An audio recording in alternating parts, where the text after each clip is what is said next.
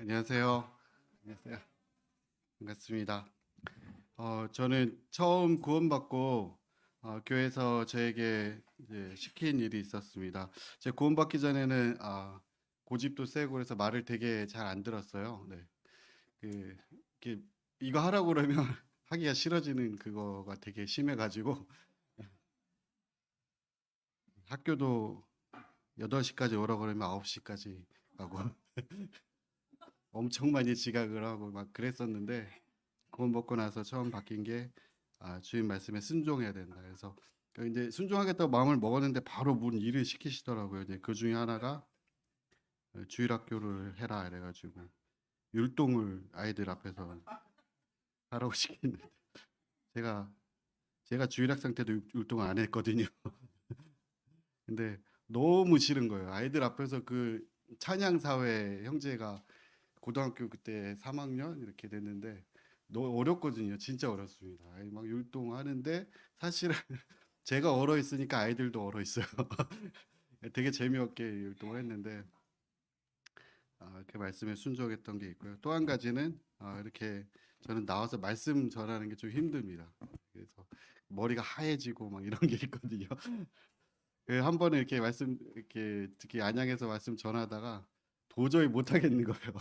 안 했으면 좋겠다. 긴장되고 그런데 또 주님이 시키셔서 네, 오늘 말씀 열심히 준비를 했습니다. 말씀 제목은요. 종으로 오신 예수님입니다.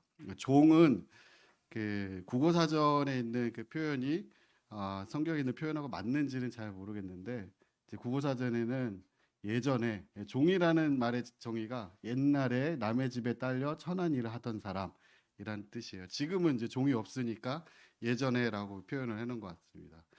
그래서 이제 그 마가복음은 사실 종으로 오신 예수님의 관점에서 쓰여졌다라고 하는데요. 저는 마가복음 오늘 1장 1절에서 20절까지 말씀을 가지고 세 가지 그 질문에 대한 답을 찾아가는 그 과정으로 한번 말씀을 전하도록 하겠습니다. 저희가 어떤 일을 하다 보면은 그 주님 일을 할 때 이게 첫 번째 질문은요. 왜 하나님의 일을 힘들어 가며 해야만 하는가라는 그 질문이 들 때가 있어요. 여러분들도 이제 구원받고 은혜로 구원받고 너무 기뻤는데 어떤 일을 이렇게 나에게 주어지고 또 뭐 주일학교를 하라 이러면 처음에는 와 순정함을 했다가 점점 힘들어지고 마음의 평안이 사라지고 이 일을 내가 왜 하고 있을까? 또 내 할 일도 내가 잘 못하면서 왜 할까? 우리 마음의 평안이 없을 때 일을 하다 보면은요 아무 일 안 할 때는 마음이 평안하다가요 일을 하다 보면 마음의 평안이 딱 사라질 때가 있습니다. 아니면 또 내가 꼭 이 일을 해야 하는가라는 생각이 들 때가 있어요. 이 일을 꼭 내가 해야 되는가? 아니면 나보다 더 잘하는 사람이 있지 않을까? 아니면 나 자신을 바라보면은요, 나 같은 사람이 이 일을 해도 될까라는 생각이 들 때도 있고요. 어떨 때는 주위를 둘러보면은 다른 사람들 아무것도 안 하고 있는데 나 혼자만 나와서 막 뭔가를 막 열심히 하고 있는데 보통 일을 하고 나면 어떤 일이 벌어질까요? 욕 먹습니다. 잘했냐 못했냐. 오늘도 이렇게 말씀 전하고 나면요 내일 두렵습니다. 잘했을까 못했을까. 그러니까 나만 이 일을 하고 있는가라는 생각을 일을 하고 있다 보면은 같이 일하고 있던 사람들이 하나둘씩 사라져요. 결국 나만 남아서 막 하고 있을 때도 많이 있고요. 또 이런 생각이 들 때가 있습니다. 은혜로 구원받았는데 율법으로 마치는 것은 아닌가. 이렇게 교회 나올 때 이렇게 마음이 평안함이 있어야 되는데 오늘 같은 날은 저는 나오면서 마음이 불편하고 이렇게 율법으로 하는 게 아닌가 이런 생각이 들 때도 있고요.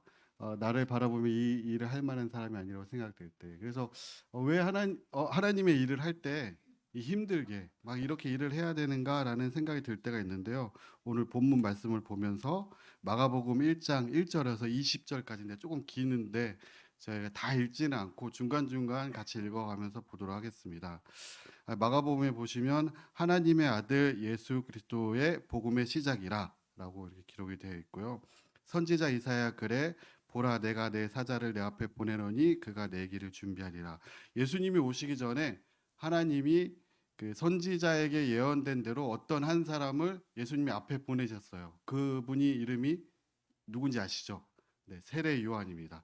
이 3절에 보시면 광야에 외치는 자의 소리가 있어 이르되 너희는 주의 길을 준비하라 그의 오실 길을 곧게 하라. 기록된 것과 같이 어, 세례 요한이 광야에 이르러 죄 사함을 받게 하는 회개의 세례를 전파하니. 네.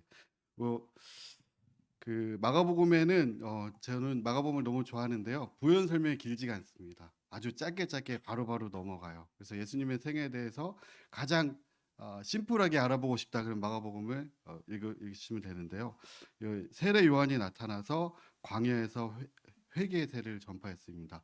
세례 요한은요, 약대 6절에 보시면 요한은 낙타털 옷을 입고 허리에 가죽띠를 띠고 메뚜기와 석청을 먹더라. 네, 이상한 사람이었습니다. 노숙자예요. 보시면 낙타털 옷을 입고 가죽띠를 띠고 광야, 우리가 도시에 사는 게 아니라 그 이스라엘에 보면은 도시가 있고 광야가 있습니다. 저기 성 밖에 그냥 들판에서 먹고 자고 하던 그런 사람이 있습니다. 이 사람이 막 힘들게 먹을 것도 밥을 안 먹고 뭘 먹었어요? 메뚜기랑 석청을 먹으면서 회개의 세례를 전파하는 것을 보게 됩니다. 저는 예수님을 믿고 나서 주님 일을 할 때는 마음의 평안이 항상 있을 줄 알았는데 이게 사실상 마가복음을 보니까 어, 요한은 힘들게 일을 했더라고요. 네. 굳이 안 들어가고 하나님이 너 밖에서 일을 해. 그러니까 성 밖에서 낙타털 옷을 입고 막 그 노숙자처럼 이렇게 일을 하는 것을 보면서요.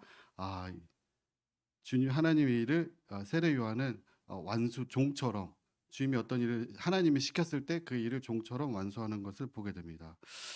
또 한 가지는요. 예수님을 대해서 생각을 해보시면은 마가복음은 종으로 오신 예수님에 대해서 기록이 되어 있어요.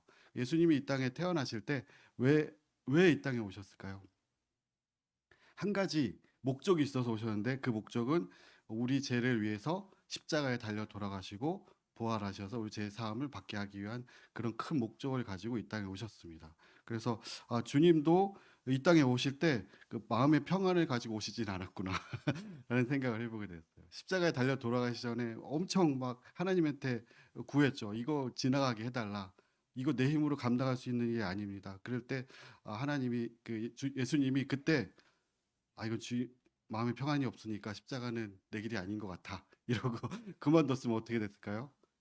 그 일이 이루어질 수 없겠죠. 그래서 주님은 30년간 그 목수의 일을 하시다가 나머지 3년간 공생애를 하셨는데 그 일이 이제 쉽지는 않았다라는 것을 보게 됩니다.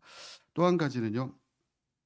어, 그 마가복음 11장 13절에 보시면 광야에서 40일을 계시면서 사탄에게 시험을 받으시며 들짐승과 함께 계시니 천사들이 수종 돌더라. 네.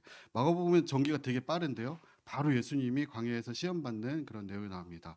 그러니까 주님이 광야에 시험 받는 모습을 보면서 40일 동안 어떻게 있으셨습니까? 들짐승과 함께 있었습니다. 그리고 먹지도 못하고 배고프고 굶주린 가운데 40일 동안 시험을 받고 또 세 가지 이제 마귀가 와서 사탄이 와서 시험을 하게 하는 것을 보게 되죠. 저는 이 말씀을 보면서 하나님은 정말 원칙주의자신 것 같아요. 성경에 보면 어떤 사람을 쓸 때 교회에서 어떤 사람을 세울 때 어떻게 하고 세우라고 했습니까? 시험을 해보고 테스트 해보고. 근데 예수님도 시험을 해보고 세우시더라고요. 있는 그대로 광야에서 40일 동안 하고 시험을 해보고 주님이 이제 공생애가 시작되는 것을 보게 됩니다.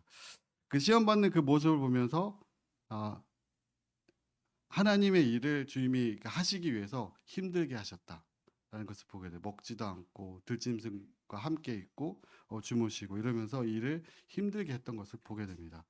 마지막으로 네 번째는요. 우리 제자들을 부르시는 모습을 이렇게 보겠습니다. 그 1장 그 16절에 보시면 갈릴리 해변으로 지나가시다가 시몬과 그 형제 안드레가 바다에 그물 던지는 것을 보시니 그들을 어부라. 예수께서 이르시되 나를 따라오라. 내가 너희로 사람을 낚는 어부가 되게 하리라 하시니 곧 그물을 버려두고 따르니라. 저는 이제 복음서를 보면서 예전에 되게 궁금했던 사실이 있어요. 예수님은 어떻게 복음을 전하셨을까?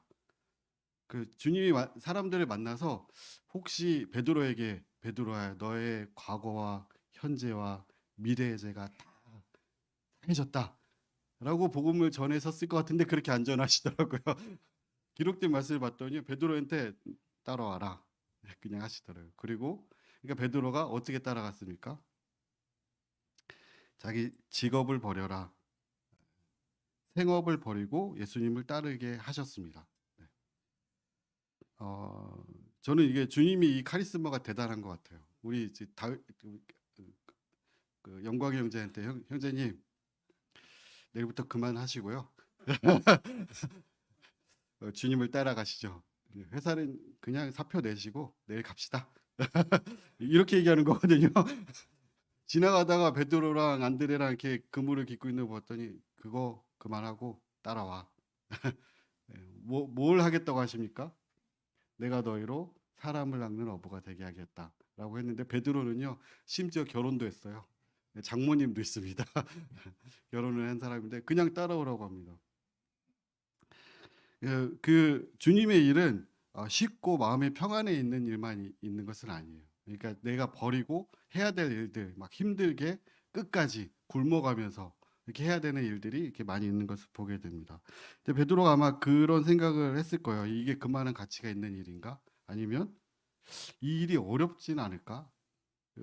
주님 일을 하겠다라고 이렇게 한다면 그 일이 정말 어렵고 내가 감당 못할 수도 있을 것이다라는 생각을 했을 것 같기도 하고요.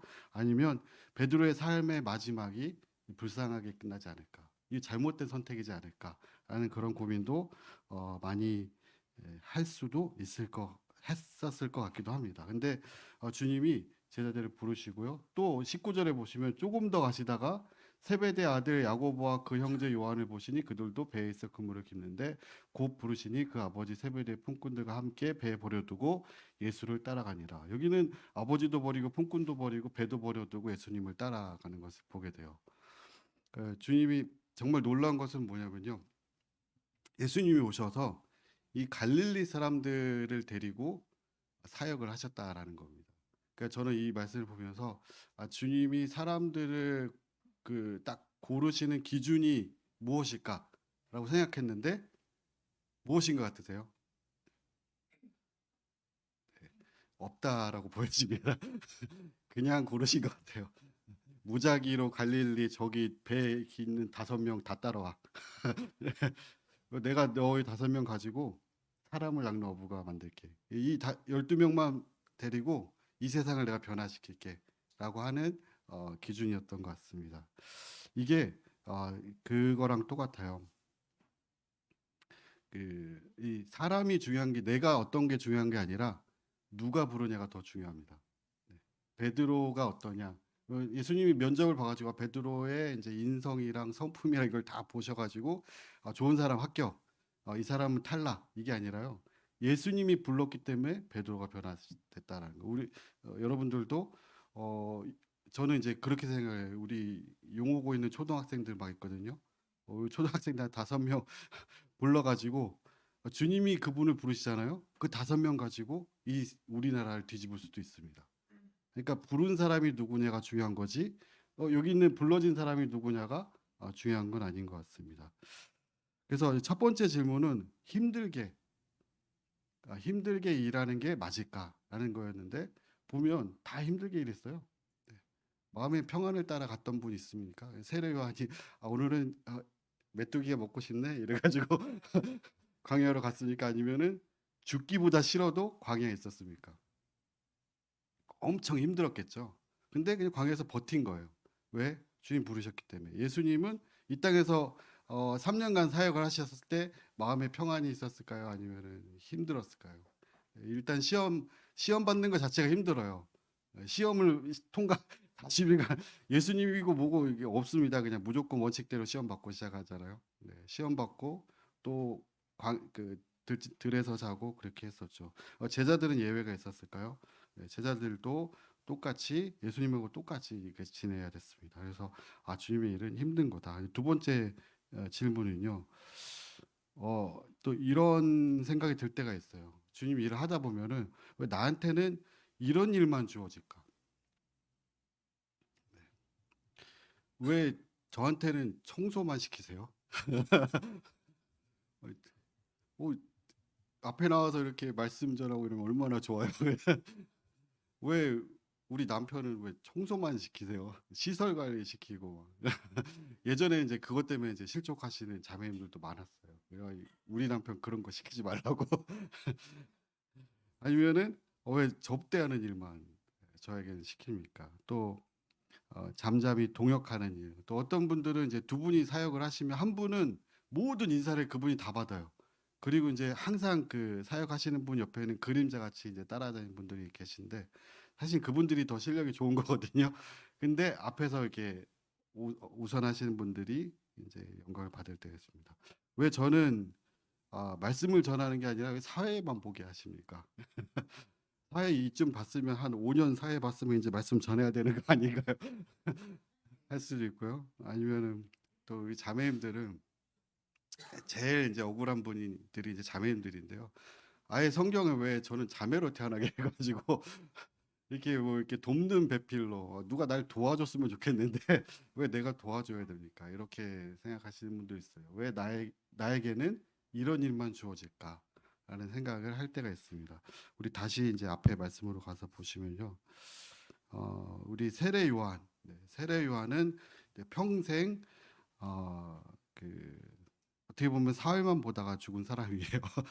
평생. 예, 주인공이 아니었죠. 세례 요한이 했던 말 중에 하나가 내 뒤에 어떤 분이 오시는데 나는 그분의 신발끈 묶기도 감당하지 못할 사람이다. 라고 이야기를 한 것을 보게 됩니다. 그 세례 요한은요, 실제 이 땅에 온 이유가 예수님을 사람들이 맞이할 수 있도록 준비시키는 역할을 하고 바로 빠졌어요. 그래서 심지어 죽었어요, 그냥. 예수님이 사역을 시작하자마자 바로 갇혔습니다. 여기 보시면 예수님이 세례요한한테 세례를 받으시고요. 14절 말씀을 보겠습니다. 요한이 잡힌 후 예수께서 갈릴리에 오셔서 하나님의 복음을 전파하여 이르시되, 예수님이 사역을 딱 시작하신 그 시점이 요한은 감옥에 들어갔을 때입니다. 그러니까 요한은 예수님이 오시기까지 준비하라고 예비된 사람입니다. 그래서 예수님이 오시면 바로 빠져야 돼요. 사람들이 요한을 주목하기 시작하면 복음이 가려지는 역할을 해요. 나중에 이제 요한의 제자들이 이제 헷갈리죠. 그러니까 다시 이제 예수님에게로 이제 시선을 옮기는 역할을 했었는데요. 주님이 어떤 사람분들은 이런 역할로 부르시는 경우가 있어요. 특히 이제 사회 보는 일이 그런 역할 중에 하나입니다. 사회자가 나와서 사회를 너무 잘 봐가지고 말씀이 하나도 기억 안 나잖아요. 그럼 실패입니다. 말씀을 엄청 잘 형제님이 전했는데 사회자가 와서 너무 이렇게 임팩트를 많이 남겼어요. 기억이 하나도 안 나. 잘못 본 거죠. 그렇죠. 사회자는 정확히 말씀이 들을 수 있는 준비를 시켜주고 말씀 듣고 나서 그 다음 진행할 수 있도록 이렇게 해줍니다. 또 그런 역할을 하는 사람이 또 누구인가요? 그 쇼 프로그램에 보면은 이제 그런 사람들 있죠. 그 예비 MC인가요? 사전 MC, 네, 사전 MC들. TV에 안 나오는 MC들이 있더라고요. 그래서 TV 프로그램이 딱 시작되면 사람들이 다 흥분 상태예요. 와, 막 되는데 이게 처음부터 그렇게 되는 게 아니더라고요. 사전 MC에 가서 뭔가를 다 작업해 놓고 딱 스타트 했을 때 이제 되는 것을 보게 됩니다. 세례 요한이 이제 그런 역할을 했었습니다. 그런데 마태복음 11장 11절을 제가 읽어 드릴게요. 내가 진실로 진실로 너에게 말하노니 여자가 낳은 자 중에 세례 요한보다 큰 이가 일어남이 없도다.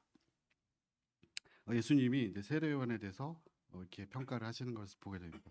주님이 이제 저희를 어떤 일로 부르셨을 때 사람들은 생각합니다. 나는 왜 이런 일로 부르셨을까? 나는 왜 자매로 부르셨어요?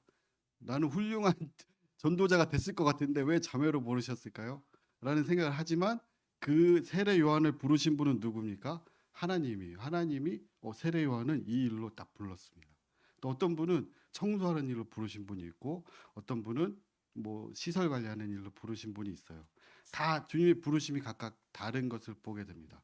어떤 분은 자매님으로 부르셨어요. 제 주일마다 저희가 축구를 하는데요. 우리 초등학생들의 축구의 특징이 있습니다. 이 초등학부 저학년의 축구의 특징은 뭔가요? 네. 요새는 이제 중학생만 돼도 그렇게 축구는 안 하는데요. 예전에는 뭐 중학생들도 그렇게 했는데 초등부들은요 공만 따라다닙니다. 네. 무조건 공을 뺏어요. 자기 편이 공을 가져가도 뺐습니다. 네. 그러니까 공이 여기가 있으면 전부 다 글로 가고요. 공이 골대 앞에 가 있으면 전부 다 공격수, 공이 수비로 가면 전부 다 수비수로 됩니다. 이 초등부 축구의 특징이죠. 그러니까 저희가 가끔 이제 한 3학년, 2학년 아이들 같이 축구에 껴주거든요. 그럼 축구하다 보면 우리 편이 나를 막 뺏으러 와요, 막. 그- 그런 경우도 있습니다. 근데 그 무엇을 아이들이 뭘 모르기 때문에 그렇게 축구를 할까요? 자기의 포지션을 몰라요. 위치를. 그러니까 축구라는 경기가 되게 중요한데요. 공격수가 있고 수비수가 있고 저는 정확히 몰라도 요새는 아이들이 정확히 알더라고요. 자기의 그 바운더리 안에서 해야 되는 일이 있어요. 어떤 사람은 골키퍼를 부르셨어요. 근데 골키퍼가 저는 왜 골키퍼를 불렀습니까? 저는 완전 손흥민인데 라고 해서 골대를 비워두고 앞으로 나가면 그 팀은 지죠. 네, 그래서 주님이 각각 부르신 게 있었다라는 것을 보게 되고요. 또 예수님의 12 제자들 보시면 베드로, 안드레, 요한은 메인 플레이어입니다. 네, 성경에도 계속 나와요. 뭐 베드로 막 그 주인공이고요. 우리 도마 그나마 한 번 나오는데 안 좋게 나오죠. 몇 번 몇 번 나오지도 않는데 한 번 나왔는데 이상한 걸로 나오고요. 뭐 마태 마태가 뭔 일을 했는지 혹시 잘 모르겠죠. 네. 그리고 그러니까 12명이 있으면요. 주님이 리더들을 세우고요. 뒤에서 따라가는 사람들을 세웁니다. 근데 도마가 나중에 인도를 변화시킵니다. 마태는 마태복음을 씁니다. 그러니까 주님이 각각 부르심이 다르다는 거예요. 그러니까 주님이 어떤 사람을 부르실 때 이 사람들을 그 역할로 부르셨습니다. 그래서 자기가 어떤 포지션인지 아는 게 되게 중요해요. 그걸 잘 모르면 공만 쫓아다닙니다. 어? 스포트라이트가 있는 곳만 쫓아다닙니다. 그거는 이제 아직 모르는 거예요. 자기 역할을 모르고 이 게임이 어떻게 돌아가는지를 모르는 거예요. 주님이 부르셨을 때 여기 보니까 세례 요한은 자기 역할이 정확히 있었습니다. 내가 일해야 될 때 또 나가야 될 때 이거를 알고 있던 것을 보게 됩니다. 어, 세 번째는요. 왜 꼭 내가 이 일을 해야만 할까? 주님이 또 어떤 분들은 그 말씀 전하는 일로 부르시는 분이 있어요. 주님이 그 길로 부르셨어요. 근데 너무 겸손하셔가지고 말씀을 안 전합니다. 꼭 제가 해야 됩니까? 저는 이렇게 뒤에서 잠잠히 이렇게 돕는 역할을 하겠습니다. 동역을 하는 역할을 할게요라고 그렇게 하는 경우가 있어요. 그다음에 어떤 분들은 또 선교사로 부르신 분이 있어요. 주님이요. 근데 주님 꼭 이렇게 저는 드러나는 일을 하기 싫습니다. 네. 그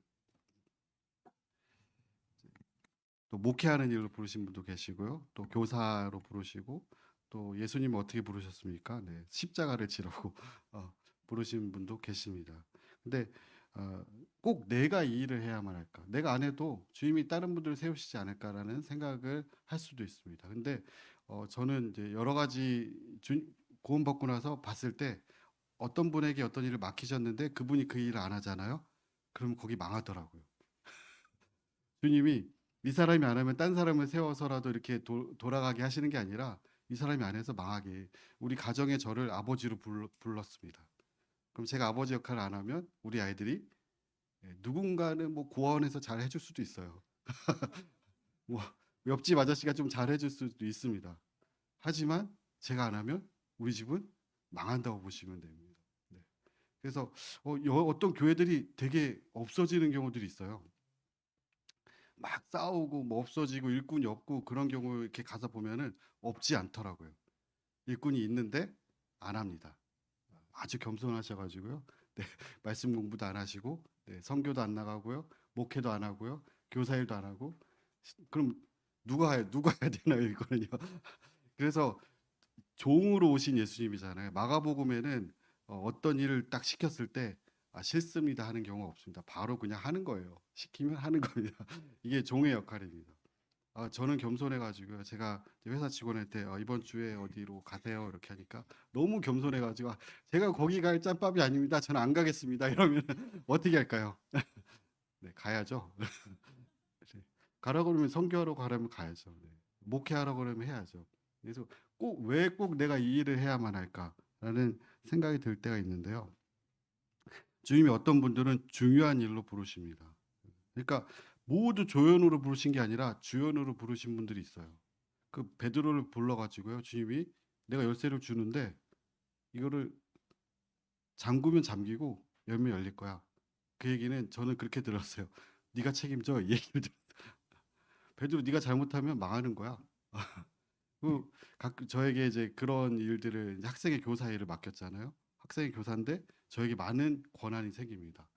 학생회를 어떻게 해야 될지, 또 몇 시에 해야 될지, 언제 끝내야 될지, 교재를 뭘 써야 될지 열쇠를 그냥 딱 던져주세요. 네가 잠그면 잠길 거고 학생들 네 손에 달려 있어. 이거 그냥 망하게 하려면 망하게 할 수 있고 잘못 가르치려면 잘못 가르칠 수도 있어. 그래서 어, 뭐 중요한 일로 주님 부르신 일들 분들도 계십니다. 또 이런 분들은 하나님이 힘든 일을 감당하게 하는 그 미션을 받으셨습니다. 그래서 대부분 이제 이 12제자를 불렀는데요. 주님이 12제자를 부르셔서 어, 나를 따라오너라 하시고 이 12명 제자들한테 되게 잘해 주셨던 것 같아요. 실수하고 실패해도 고기도 구워 주시고 괜찮아. 이렇게 그럴 수 있어. 이렇게 다시 불러 주시고 했던 것 같아요. 근데 저는 그 모습을 보면서 주님 아셨던 것 같아요. 어차피 니네들 고생 엄청 할 거야. 지금 먹을 수 있을 때 먹어. 내가 이제 하늘로 가고 나면 내 일 네가 해야 돼. 그 실패를 하더라도 잘 해주시고 하셨던 것을 보게 됩니다. 그 현대 시대에 이제 목회자들이나 이제 선교사들이 계신 것을 보게 돼요. 이런 분들은 힘든 일을 하라고 좀 부르신 것 같아요. 특별히 저에게 어떤 미션을 주신 분들이 있어요. 딴 분들은 은사도 주시고 미션도 주시고 그러면 그분들은 그 일을 잘 감당하시면 됩니다. 오늘 이제 말씀을 보면서 이제 그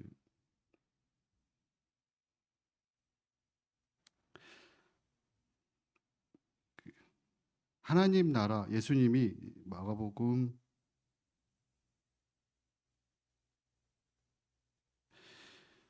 15절 보시면요. 이르시되 때가 찼고 하나님 나라가 가까이 왔으니 회개하고 복음을 믿으라 하시더라. 주님이 공생애를 시작하시고 첫 번째 하신 말씀이 이겁니다. 하나님 나라가 가까이 왔다. 이 이야기는 이 세상의 정권이 바뀔 때가 됐다. 하나님의 나라가 가까이 왔다라는 거예요. 지금 세상 사람들이 다 그렇게 그냥 흘러가고 있는데 거기서 하나님 나라로 돌이킬 사람들이 필요하다라는 겁니다. 그래서 누굴 부르십니까? 여기 보시면 갈릴리 해변에 있는 어부들을 부르기 시작합니다. 예수님이 날 따라오너라. 니네 지금 고기 잡고 있는데 이제 사람을 낚는 어부가 되게 하겠다라고 얘기를 하십니다. 오늘 결론을 보시면요. 여러분들은 이 12명의 제자들과 동일하게 부르심을 받았습니다. 어떤 일로 주님이 쓰실지는 모르지만 큰 일이든 작은 일이든 그 주님이 부르셨을 때 그물을 버려두고 따라가는 것을 요구받았습니다. 그래서 하나님이 예수님이 제자들을 부르실 때요. 어, 여기 보시면 17절에 예수께서 이르실 때 나를 따라오라 내가 너희로 사람을 낚는 어부가 되게 하리라 하시니. 네. 주님이 우리를 부르실 때는요. 어떻게 하실 거 정해놓고 부르셔요. 이미 결론은 나 있습니다. 이게 베드로가 뭐가 될지 정해놓고 부르십니다. 그러니까 베드로가 나는 낚는 어부가 될 거야라고 해서 막 노력하고 할 필요 없습니다. 그냥 주님 따라가면 시간 지나면 사람을 낚는 어부가 되어 있을 것입니다. 그리고 베드로가 해야 되는 일은 딱 한 가지예요. 곧 그물을 버려두고 따르니라. 그래서 그 주님 우리들에 대한 모든 계획을 가지고 있고 그것에 대해서 우리가 순종하면은 주님이 그 주님의 계획대로 우리를 만들어 가실 것입니다. 그래서 우리가 해야 될 일은 그 포도나무 가지가 포도에 붙어 있는 것처럼 주님한테 붙어 있으면 주님이 원하시는 모양대로 우리를 이끌어 가실 것이다 라는 것을 이렇게 보게 됩니다. 이상으로 말씀을 마치고요. 그룹교제 질문은 두 가지입니다. 나는 종입니까? 아니면 그냥 기독교인입니까? 혹시 종처럼 순종했던 경험이 있는지, 정말 하기 싫은데 할애서 한 게 있는지 네, 하고 또 한 가지는 하나님 믿고 종처럼 순종하면요 위험한 일이 많아요. 뭐 여러 가지 리스크가 많이 있죠. 저 위험성 평가는 산업안전보건공단에서 꼭 하라고 한 겁니다. 무슨 일을 하기 전에는 무조건 위험성 평가를 하고 해야 돼요. 어떤 위험이 있을까요? 이런 위험이 실제로 나에게 닥친다면 정말 하나님을 실망하게 될까요? 이 두 가지고요. 혹시 질문이 어려우시면 그냥 이제 깨달은 말씀 이렇게 느낀 점 나누셔도 됩니다.